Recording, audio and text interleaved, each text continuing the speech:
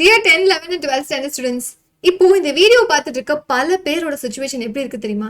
இப்போ நான் ரிவிஷன் எக்ஸாமுக்கு படிக்கவா, இல்ல ப்ராக்டிக்கல் எக்ஸாமுக்கு பார்க்கவா, இல்ல படிக்காமயே நான் ஏகப்பட்டது பின்னாடி வச்சிருக்கேன் அதுல ஏதாச்சும் கொஞ்சம் திறந்து பார்க்கவா, அட நீங்க வேற மேம், இன்னும் எங்களுக்கு ஹாஃப் இயர் எக்ஸாமே முடியல அப்படின்னு பல பேர் கதறிக்கிட்டு இருக்கோம். சரி, என்ன பண்ணலாம்? ஸோ எல்லாத்துக்கும் தேவையான மோஸ்ட் இம்பார்ட்டன்ட் ஸ்டடி பிளான் தான் இப்போ நான் சொல்ல போறேன்.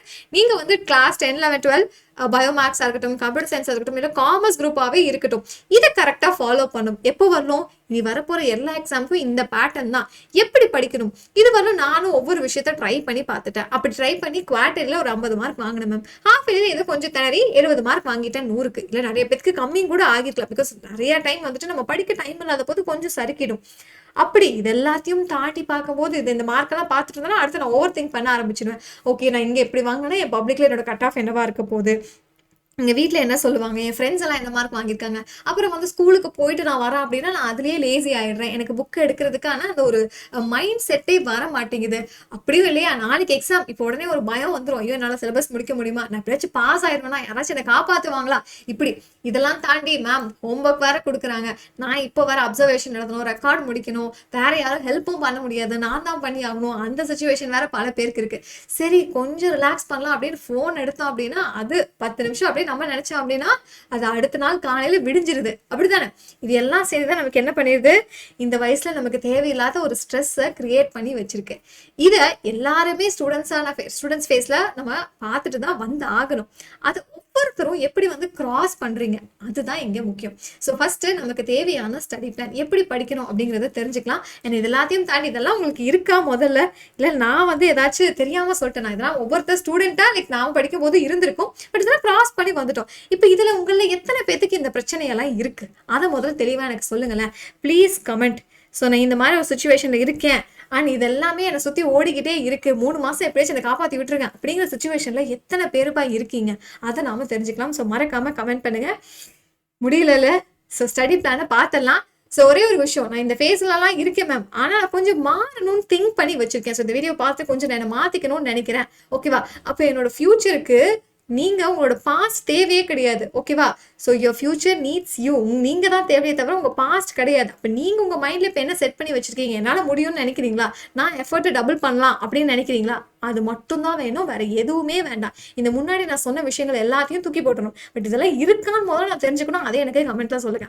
ஓகே, இல்லை நம்ம ஏதாவது எக்ஸ்ட்ரா ஏதாவது ஆட் பண்ணணும்னாலும் சொல்லிடுங்க. அடுத்தது, உங்களுக்கு படிக்க போறீங்க அப்படின்னா என்னெல்லாம் மேம் தேவை, எதை தான் நான் முதல்ல படிக்கணும்? முதல்ல புக் பேக்கை படிங்க. ஓகே, புக்குக்கு பின்னாடி அவங்களே ஒரு செட் ஆஃப் கொஸ்டின்ஸ் கொடுத்துருக்காங்களா, அதை படிச்சு முடிச்சிருங்க. அதுக்கப்புறம் ரிவிஷன் பேப்பர்ஸ். ஏன் அப்படின்னா, நான் படிச்சுட்டேன் ஆனா இதெல்லாம் கொஸ்டின் கேட்டிருக்காங்களா இல்லைங்கிறது தெரியணும் இல்லையா, இல்லது நான் படிச்ச ஆன்சரு இந்த கொஸ்டினுக்கு வருமா அப்படிங்கிறது எனக்கு தெரியணும்ல, அது முதல் விஷயம். அப்போ அதுக்கு தான் நம்மளோட ரிவிஷன் பேப்பராக இருக்கட்டும், மிட் டேர்ம், ஹாஃப் இயர்லி பேப்பர்லாம் பார்க்கணும். எப்பவுமே ஸ்கூல் பேப்பர்ஸ் வந்துட்டு நமக்கு கொஞ்சம் கஷ்டமாக தான் வைப்பாங்க பப்ளிக் பேப்பரை கம்பேர் பண்ணும்போது. ஸோ அதை வந்து நீங்கள் எந்த கிளாஸாக இருந்தாலும் இதுதான் நீங்கள் பார்க்க வேண்டிய முதல் செக்லிஸ்ட். படித்தது படிக்காமல் இருக்கிறதெல்லாம் பிரிச்சிடணும். ஓகே, அப்போ அதை தாண்டி முதல்ல 10th ஸ்டாண்டர்ட் ஸ்டூடெண்ட்ஸ்க்கு என்ன study plan? So Tamil and இங்கிலீஷ்ல இந்த தடவை நீங்கள் ஒரு ரிவிஷன் எக்ஸாம் கொடுக்குறீங்க அப்படின்னா, ஹாஃப் இயர்லி கொடுக்குறீங்க அப்படின்னா நீங்கள் முதல்ல இதெல்லாம் பார்த்துட்டு அதுக்கப்புறம் அடுத்த சாப்டர்ஸை படிக்க ஆரம்பிச்சலாம். இப்போ ரிவிஷன் எக்ஸாம் கொடுக்க போறீங்க அப்படின்னா நீங்க என்ன பண்ணணும், இதுல இருக்கக்கூடிய சாப்டர்ஸ் எல்லாம் இந்த ஃபர்ஸ்ட் ரிவிஷனுக்கு நீங்க ஃபாலோ பண்ணுங்க.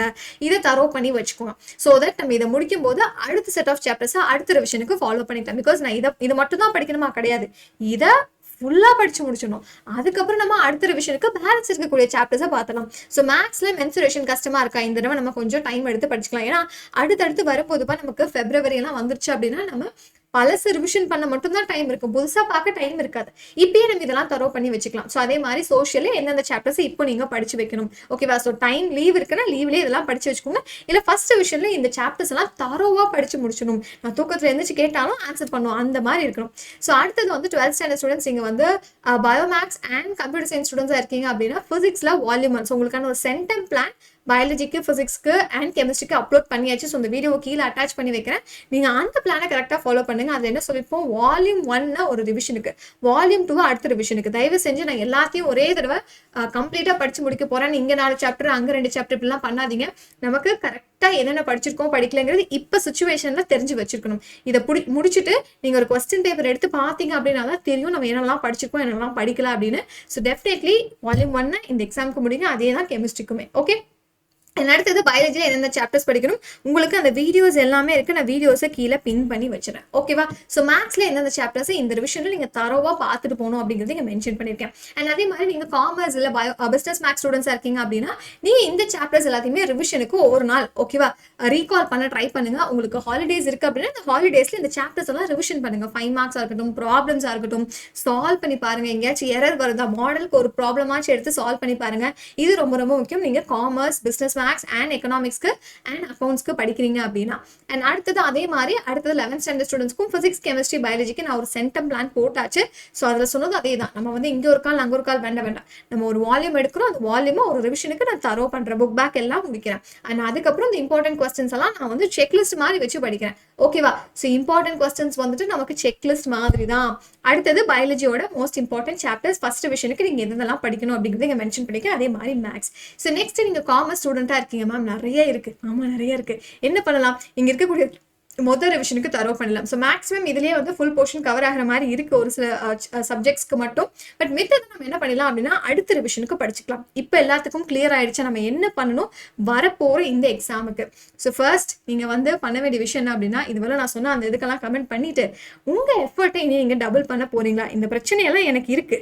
ஓகேவா? ஸோ இந்த பிரச்சனையெல்லாம் எனக்கு இருக்கு. பட் இருந்தாலும் நான் என்ன பண்ண போறேன், என்னோட எஃபர்ட்டை டபுள் பண்ண போறேன். இது மட்டும் தான் உங்களுக்கு தேவை. ஸோ எஃபர்ட்டை டபுள் பண்ணி யாரெல்லாம் அந்த லேசினஸ், அந்த ஸ்ட்ரெஸ் அப்படிங்கிற ஒரு பெரிய வார்த்தையை இனி வந்துட்டு நான் தூக்கி போட போறேன். ஸோ இருக்குன்னா இல்லைன்னு கிடையாது. ஸோ ஸ்ட்ரெஸ்ல இருந்து ஒரு 2 எஸ்ஸை மட்டும் கட் பண்ற அளவு நம்ம ரெடி ஆயிடும். ஓகேவா? ஸோ ரெடியா? ஸோ ஸ்டடி பிளான் ஓகே அப்படின்னா ஒரு தம்ஸ் அப் இந்த வீடியோக்கு போட்டுட்டு உங்க ஃப்ரெண்ட்ஸ் எல்லாத்துக்கும் மறக்காம ஷேர் பண்ணி வச்சிருங்க. 3 மாசம் எல்லாரும் சூப்பரா படிச்சு சூப்பர் மார்க் இந்த பப்ளிக் 2025 வாங்கணும். அண்ட் நிறைய பேர் யாரெல்லாம் 600 out of 600 வாங்க போறீங்க அப்படிங்கிறதையும் பார்த்தலாம். And also 10th standard students 500 out of 500 கண்டிப்பா இந்த பப்ளிக் எக்ஸாம்ல வாங்குறோம். All the best for your preparation. இந்த ஸ்டடி பிளானை கரெக்டா ஃபாலோ பண்ணுங்க. பிகாஸ் இது 100% ஒர்க் ஆகும். நம்ம பாதி இப்பயே தரோ பண்ணி வச்சுக்கலாம். ஓகேவா? All the best.